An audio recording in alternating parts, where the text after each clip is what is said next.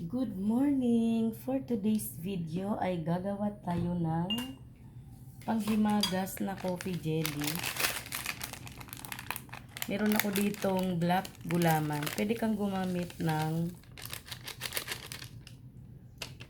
white. Tapos yung coffee na lang ang magpapakulay sa kanya.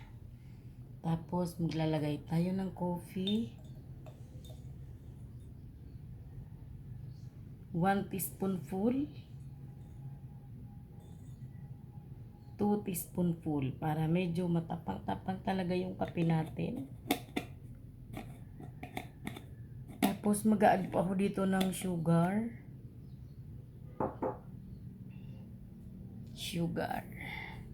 Mga 1/2 cup lang na sugar kasi mamaya marami namang sugar.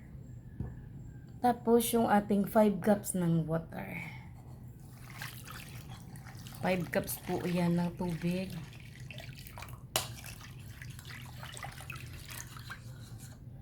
Yan. So, bali natin, bago natin isalang ay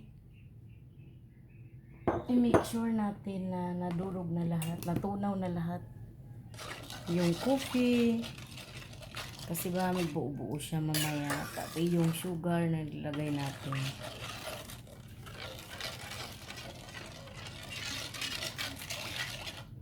Yan. Wala pa tayo doon sa apoy kasi maraming buo-buong sugar. Maitim masyado pala pag black ang gamit nating gulaman. Before, pag gumagawa kasi ako nito, yung coffee lang, yung nagsisilbing pang yung coffee lang ang nagsisilbing pang kulay. Hindi ako gumagamit ng kulay black. So, first time ko ata to na black ang ginamit ko. Maitim na maitim pala. Black nga, di ba? So, yun. Tunawin lang natin, tapos isa lang na natin. Strong ang kape natin. Kapeng kape. At dahil sa wala na masyadong buo-buo, ay isasalang na natin ito doon sa kalan sa induction. Ayan, at yung kalan na nga lang po yung nag-adjust sa atin. Dinala ko na lang po dito sa lamesa yung induction para dito na natin pakukuluin ito.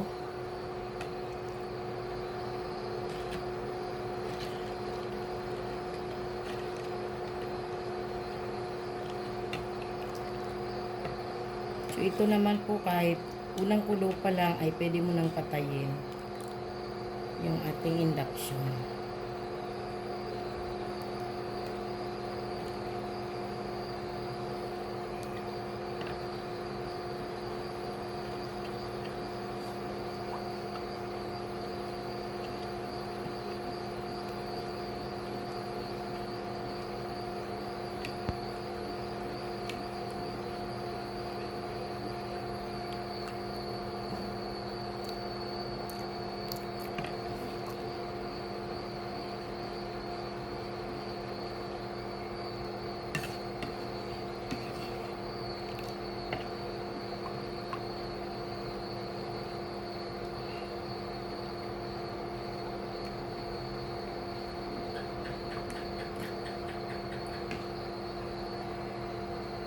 Ayan, dahil sabi ko nga kanina, unang kulo ay pwede na.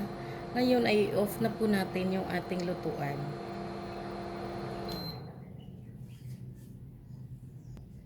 Ayan, at kulay itim din yung ating pagsasalinan. I think kasya na to dito.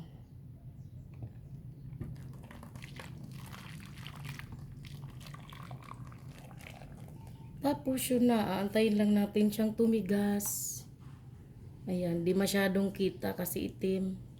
Antayin lang natin siyang tumigas ng mga ilang minutes. Tapos ilagay natin ng konti sa ref para talagang ano na siya tumigas pagka hindi na mainit. Set aside lang natin yan. Antayin natin na mabuo siya. Ayan, wala pang 30 minutes. Buo na yung ating gelatin, kaya atin na tong hihiwain. So, depende na po sa inyo gaano kalaki. Ako mukhang di ko siya mapaliit. Malaki yung nagagawa ko. Pero pilitin ko siyang mapaliit.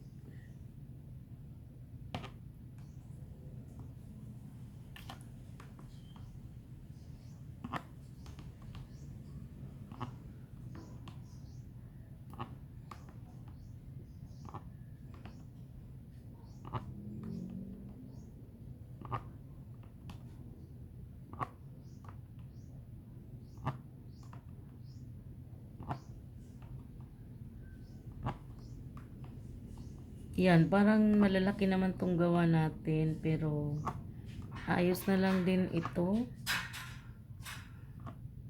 Kasi wala naman talagang requirement sa size nito, kundi kung ano yung gusto mo. 'Di ba? So yung vlog po natin ngayon ay no edit vlog. O 'di ba, no edit ulit tayo. Raw video, diretso upload.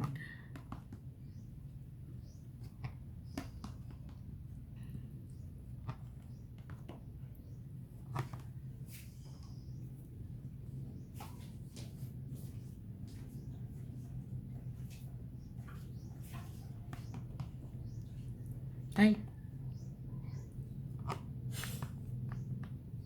Sa coffee jelly naman talaga, 'di ba? Medyo malalaki naman. Yung gawa kong kulay red, maliliit yung ano ko noon.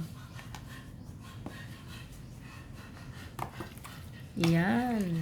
So, okay na siya.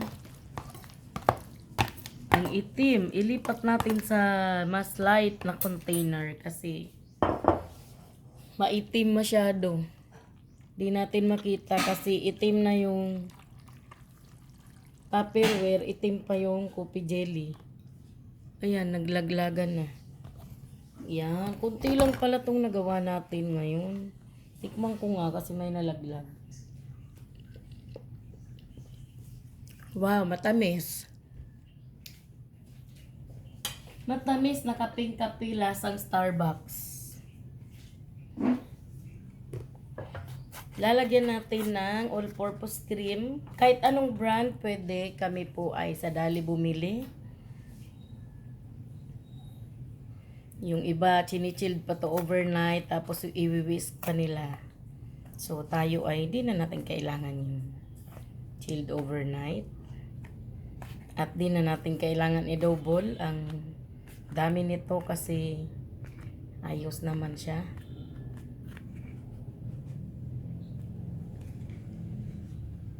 Yun, sarap. Di ba natikman, sarap na. So, lagyan natin ng condensed milk. Di ganun kalakihan na condensed milk. Yung maliit lang. Pero grabe no, nakakagulat kasi 34 pesos na tong ganito kaliit. Ilang ano lang to. Ilang grams. Maliit lang. Hindi yung ordinaryong size. Yung mas maliit doon, 34.50. So, mahal na po yung condensed milk ngayon. Tapos, haluin natin. O, diba? Grabe, masyadong creamy. Marami tayong nailagay na all-purpose cream. Tapos, yung ating condensed milk. So, dahil gusto ko po yung medyo may sabaw nito, lalagyan ko siya ng ibap. Pero mamaya na, hindi na. Oh, diba?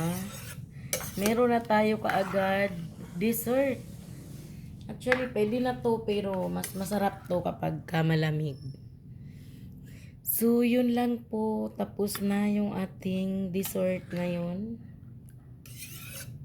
Kakatapos lang ng bagong taon, pero dessert ulit tayo agad. 'Di ba? Pangontra to sa mga umay na nangyari sa inyo nung mga nakaraang araw.